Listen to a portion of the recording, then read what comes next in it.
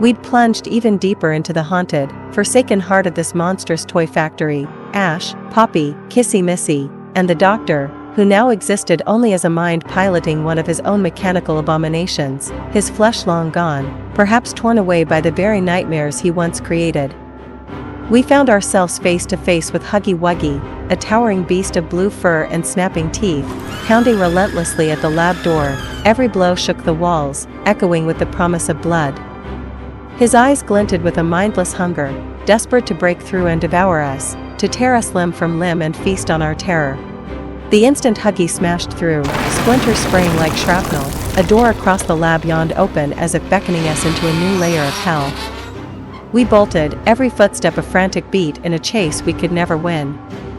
Huggy's monstrous shadow crawled up the walls behind us, his breath hot and fetid at our backs. Poppy, a delicate porcelain doll cursed with glassy, lifelike eyes, began to sob, her tiny voice fracturing the thick darkness. She perched on my shoulder, her trembling hands clutching at my hair, so I snatched her up, pressed my lips to her icy forehead, and whispered frantic promises I barely believed, that we would survive, that she would be safe, that I would adopt her as my own if we made it out of this nightmare. Her tears tasted like salt and dust.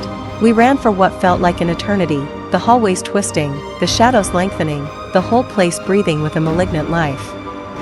At last, the doctor wrenched open another door, his robot frame screeching, and barked, "Quick, in here!" Once inside, gasping for air, he told us about a hidden city buried deep beneath the factory, a city built for toys, or perhaps for monsters. To get there, we'd have to cross something called Sweet Street and take the last train down.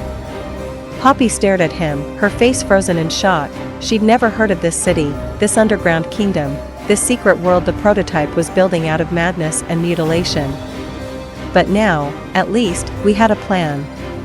We would finish this, even if it meant facing the prototype in the abyss itself. We ran straight for Sweet Street, the air thickening with the scent of rotting sugar and old plastic. That's when reality fractured. A toy named Lily Lovebraid. Oh my goodness! I don't think they're here for the party, Lily. Well, of course they are, Candy. Why else would they be here? We are going to have so much fun! Her hair a writhing nest of purple tendrils, like some deranged, infantile Doc Ock, lunged out of the shadows.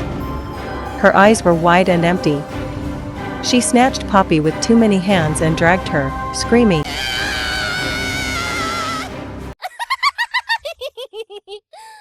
into a grotesque toy house that loomed from the darkness like a mausoleum for broken dolls.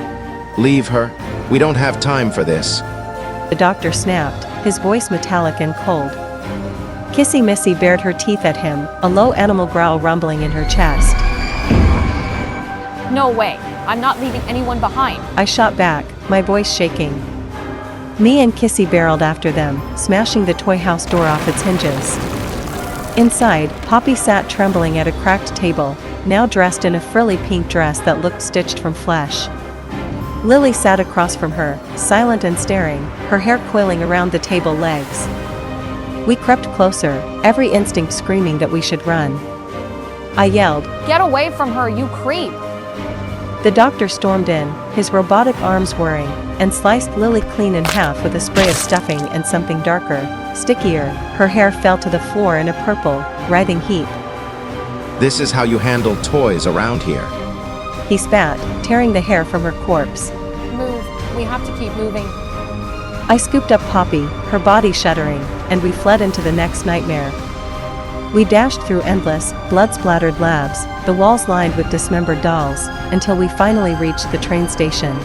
"We're close now," said the doctor, his voice echoing off the cold steel. We leapt onto a decrepit train, its windows fogged with the breath of the damned, and rattled down into the city's depths. We're coming, prototype. Poppy whispered, her words tremulous, haunted. When the train screeched to a halt, the doors opened to a city of shadows and rust. I stumbled out, the others close behind. My heart raced, but before I could take a step, something massive slammed into me, a blur of limbs and laughter. Pain exploded in my skull. The world flickered, then went black. When I came to, my head throbbing, Poppy was gone. Looming over me was a monstrous jester spider, the prototype. Its body was a patchwork of metal and meat, its limbs jointed at impossible angles, sharp as razors. Its mouths, yes, mouths, spoke in a chorus of overlapping voices, each one mocking, taunting, crawling into my ears and burrowing into my mind. So glad you can make it, it hissed. Nearby, the doctor knelt, shivering, before the prototype, his servitude now complete. That's when the icy horror set in. The doctor had betrayed us, gone full villain, his humanity shredded by the very evil he'd helped unleash. What did you do to the others? I shouted, my voice breaking.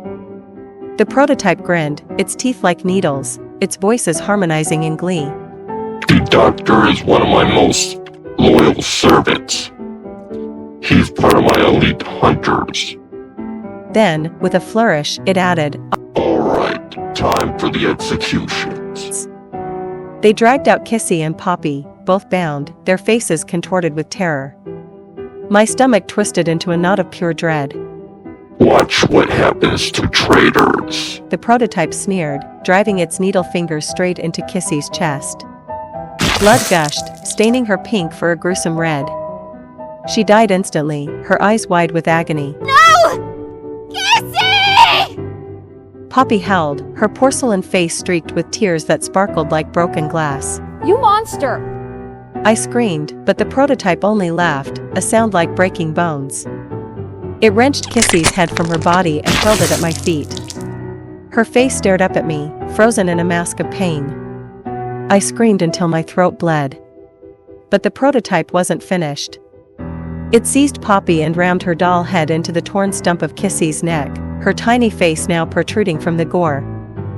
This is your new body now, the prototype cackled, its voices blending into a symphony of madness. Poppy sobbed, trapped in her grotesque new form, but the prototype leaned closer, eyes gleaming. Poppy. I am your brother. It whispered, its words crawling beneath her skin like maggots. No, you're lying! Poppy shrieked, her voice raw with denial. No, it's true. The prototype murmured, and waved over a hulking, patchwork toy with a judge's wig stitched to its skull. Poppy, it's me, your father. The judge said, his voice warped, inhuman. Poppy's eyes flooded with new tears. No, it can't be. What happened to you?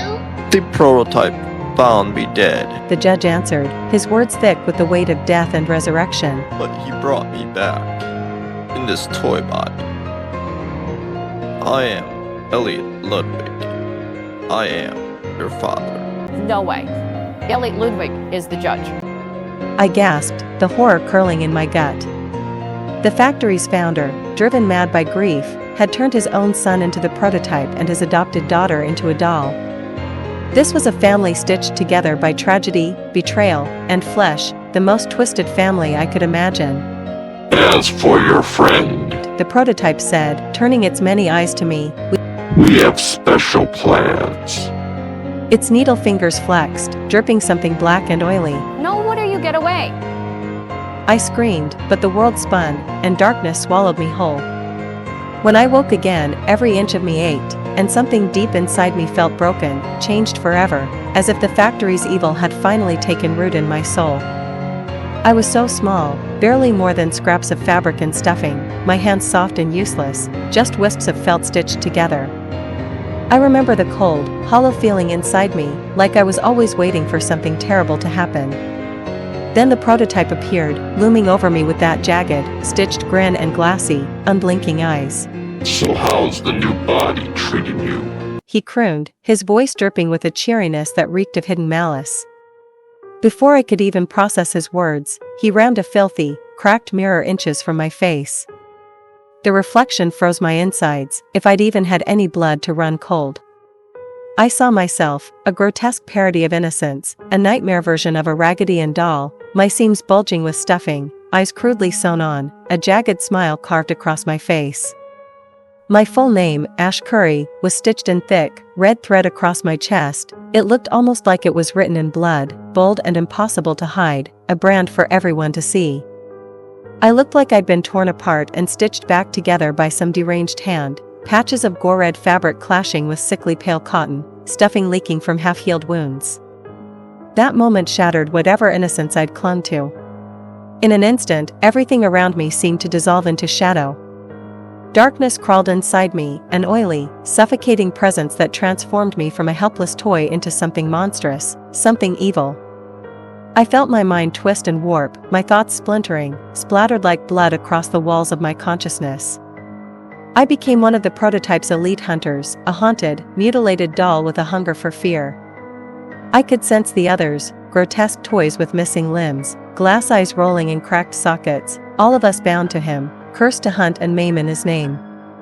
The prototype's plans were sprawling, terrifying, stitched together from nightmares and cruelty, a tapestry of horror meant to smother the world.